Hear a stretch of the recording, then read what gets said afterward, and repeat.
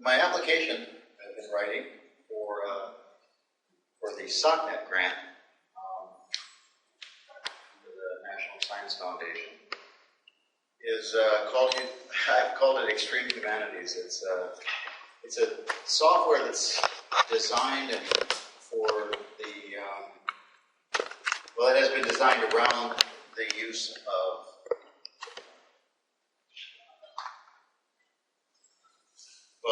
to aid humanities scholars in doing research. Humanities scholars spend a tremendous amount of time going out to archives, hand transcribing, or transcribing from images, amounts of data that kind of stagger my imagination sometimes. And at the end, then they are stuck with taking usually information that's been transcribed into languages that no processor is designed to handle, like 16th century French or medieval Latin, things like that. No, systems aren't designed for that. So what they came to me with was, how do we take our data? We've got thousands of pages of data, and how do we get this thousands of pages of data into a database? How do we analyze it? How do we make sense of it? How do we then visualize it once it's done? And what I'm trying to do with this application, which is in progress, so we'll say that, is to answer those questions. How do we get somebody to take information from text formats which are completely foreign to modern technology, if you will, and start to make sense of it, and start to make sense of it in a way that doesn't require you to be an information technology scholar or an information technology scientist. And so these are some of the ways in which I've been trying to answer those questions. So what do I want from an application in this regard? I want simplicity. I want flexibility. I want my data to be disambiguated. I don't want there to be multiple duplications of the same information over and over again. And I don't want it to be, and when I create an ontology, I don't want one part of the ontology to say one thing and have the same part of the ontology say something completely different if I can avoid that. So, trying to keep my data from telling me too many different things about itself that don't make sense or line up. Persistence, of course, I need a storage system. I need a database. So we're writing a database, a new type of database called Intentionally Linked Entities, or ILE. We need a project management section for managing these projects. We need GIS because in terms of historians, social scientists, social networking, one of the things that doesn't get done a lot is, as you saw with Russell Stephenson's talk yesterday, was that there isn't a great marriage all the time between the data which is used for historians and the ability to visualize that spatially. So what we're trying to do is create an application that makes that easier. Also, we want to be able to model social network, the social networks of historical information or humanities data, and or any networks in that sense, while I'm building this application for historians and social scientists and humanities people, I'm also trying to keep in mind the need for it to be more than that. In other words, I would like it to be applicable to chemists, geologists, government, anybody who really wants to marry social data analysis with spatial analysis and the tracking of large amounts of data and the incorporation of odd and difficult to understand or manage data. That's okay, and so we want to be able to create relationships from the data once it's incorporated back into its sources, from where it came. We don't want to spend 25 days pulling our data in from sources and then have this beautiful ontology that doesn't map back to anything. So we want to know, we want to have an ontology back to our original source. And we also want to be able to visualize our data, obviously.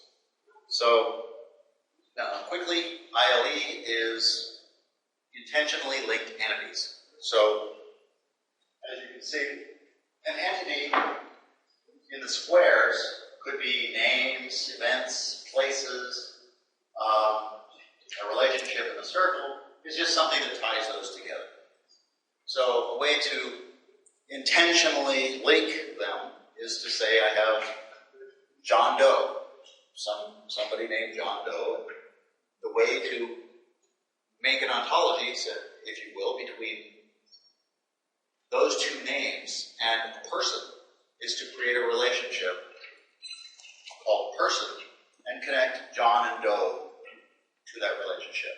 And there you have, I've intentionally linked John and Doe to make the person John Doe. It can be obviously more complex than that. Here's a little bit more complex entity relationship diagram. This is Chinese. This is a representation of the Chinese historical data set, and it shows how you can have entities that are times along this axis. You can have entities that are people, and you can have entities that are places, and you can have entities that are polygons in a GIS. And so you can link all those together, and you can create geographical information visualizer, which is related to people, places, and dates. And so it makes it it joins it all in one place in a very natural way. And then here's another representation of those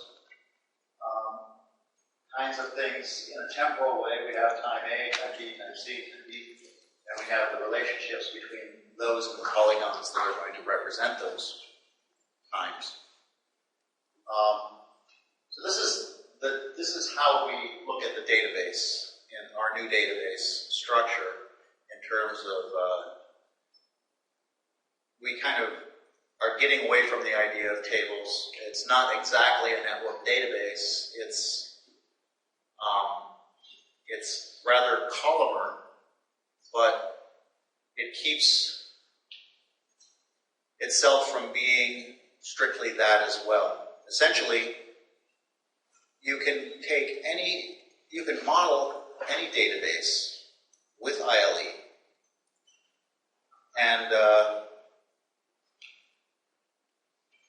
but you can't really model ILE with any other individual database directly. So it's a unique database structure. It's coming along, if you will. We're learning a lot. We haven't gotten the haven't gotten the query language quite worked out completely yet, but we're working on that. Okay, so looking at the application that I've written, what we can see here is on this side, we have what's called the project manager. All of these windows are movable. This is if you're a software developer, you'll see that it's rather like Visual Studio or usually any of your usual development IDEs. If you're not, it kind of gives you, the reason I modeled it this way is because I kind of thought, you know, if you're a researcher, what do you want to do? You want to develop your data. So why not use a model that developers use? Developers use the model of a development environment, an IDE. So why not have a data development environment? So that's where I came up with this method. What we have here is the project manager. Everything's a manager. This is the document manager. In the tab behind that, there's a spreadsheet manager, an image manager, a GIS manager, and a graph manager. The idea for the future is to also have the ability to add managers as you need to. So have it be like a plugin manager. You can plug in any manager you see fit. If you're a developer or somebody that's looking for a researcher that needs to have new and special data, or manage or visualize special data, or import data from a source that nobody's ever seen before, well, you can write it, add it in. Over here on this side, this is where the entity tree lives. And here is where the relationship tree lives for the currently active database. And here is an example of an open database with a document which somebody has begun to work with. Now, what happens is that if I have my document open, and again in the dig-in, I need to make sure that I talk about the fact that each of these, the document manager is designed to be any document. As many documents as possible you can put in there. So PDFs, Word documents, HTML, rich text, XML, anything, pretty much as any kind of document you can open, we try to handle it. Because it's important that whoever's working with this can work with whatever data type they have. That's why we also have an image manager, because sometimes you're going to need to pull data off of an image. Sometimes you're going to need to even pull data off of maps. So it's not just, the GIS isn't just for visualization. The GIS is also for pulling data from. But I'm going to get to that in a second.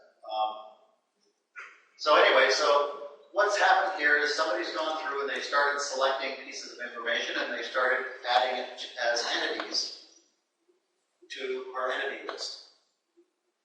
Each one of these, this date is called an entity set, and so I've added this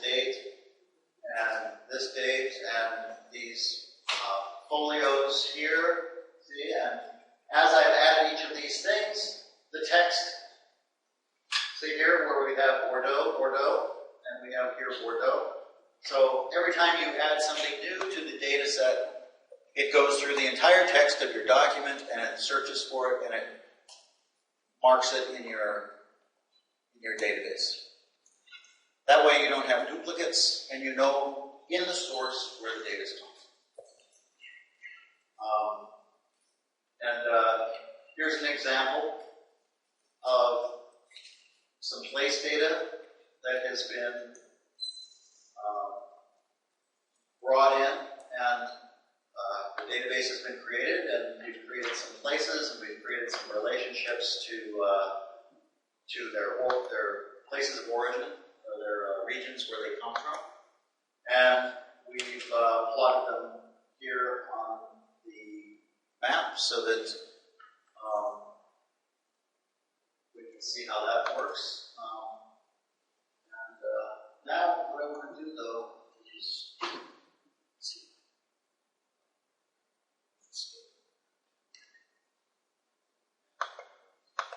What I did was I brought up actual examples. These are the actual. This is some actual running. Here's an example. This is the example that I showed you with the text. And I had already pulled in a bunch of things, and one of the things you can do with text here is you can just, now it's going through and it's marking that entire document with, so now it's gone through the entire document and it's marked that, and it's created an entity, and it's created a link between that document and all the entities in the all the text in the document that matches that text. We can do the same thing with just about anything. So, and now, so this has been created. I just wanted to show here how we create a relationship real quick.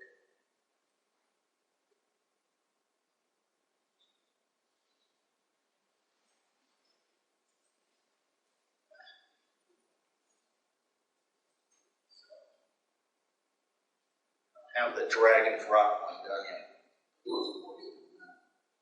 This is just.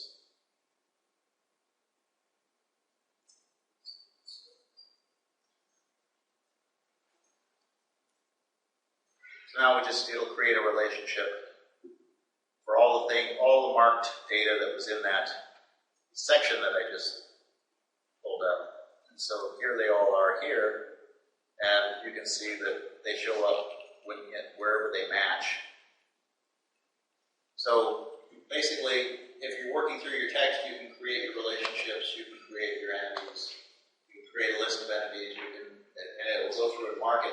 And that way, as you go through your text, you can see that you don't have to look up Bordeaux again, you don't have to look up Riberac again, you don't have to keep looking things up. It assists you as you go through your text for doing that. Now, a more interesting one is here, where, now this isn't temporal data, but it could be temporal data. So say I want to add a map here.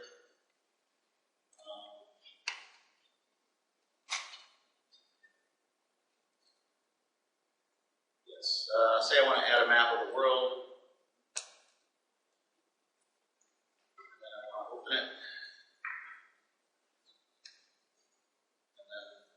Someplace so it looks prettier.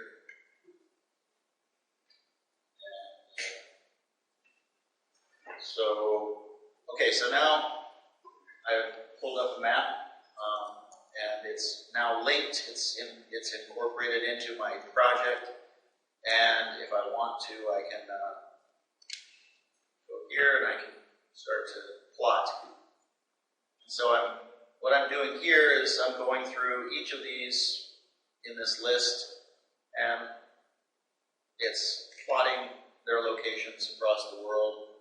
If they've been temporal data, if those have been dates, and the relationships had been from dates to those places, then it would have shown them listed in time instead of just listed in order of ascending order of alphabetical list.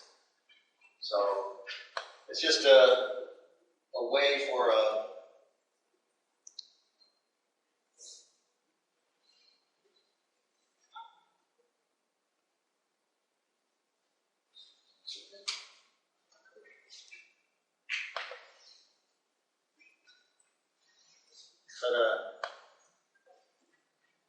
but anyway, this is from a gazetteer that was input by one of the grad students on our grant. But it gives you an idea of the kinds of things that we can do. Here's another one. Here is basically this is the first distance of Tycho Brahe's network in from a history class. We can basically graph other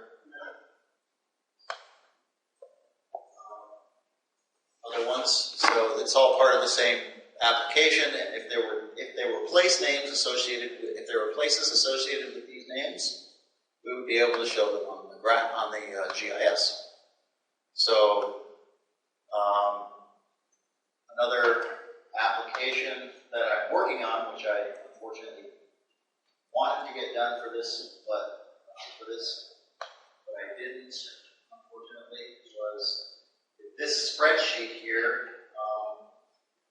Working on a specialized importer.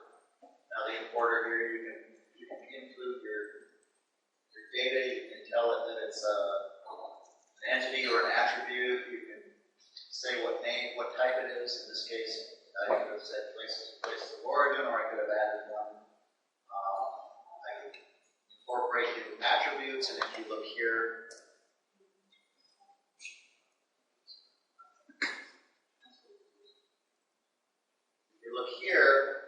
you'll see that there's a list of attributes showing. In this case, it shows that the confidence level for the georeferenced data is 5 on that. That it is georeferenced data, that its latitude is given and its longitude is given. And so you can add attributes to each of these entities that give it meaning. So you can do the same for pretty much anything, any part of the database. You can add attributes, you can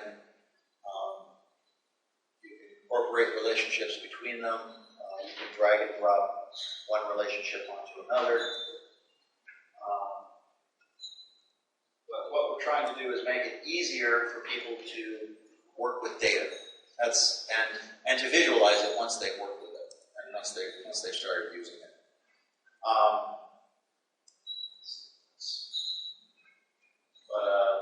In this particular case, had I gotten this thing to work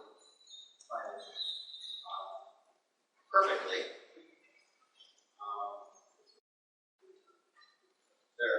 then see each of these separated names is actually a route on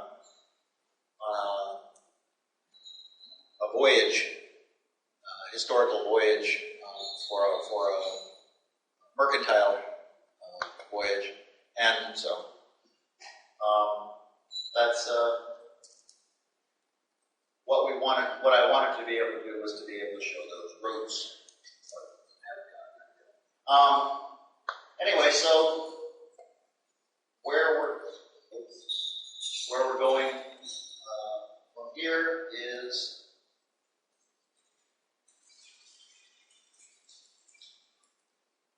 here. What we want to do, we want a complete ILE server. So I don't just want my database to be part of this application anymore. I want to create a standalone server, which would be network-based, be able to provide the same basic functionality of any MySQL or SQL server, that kind of thing. We want to improve ontological pre-processing, so if I have a document out there and instead of having to do all the markup myself, what I want to do is have a preprocessor go through, break that document down into its trees, and then do some pre-thought, thinking what should match, what could match. I want to have better graph and SNA support, social network analysis support. I want to have some better temporal spatial players so that you can see things changing in time. So you see spatial information happening better. I need to finish the GIS manager part because the GIS manager part isn't complete yet. I'm trying to do all of these things at the same time by myself, and there's a lot. So it's just like me on the project so far in terms of development. I would need to improve the data editor entry interfaces, and I need to improve data import functionality, and I need more analysis functions for this application. So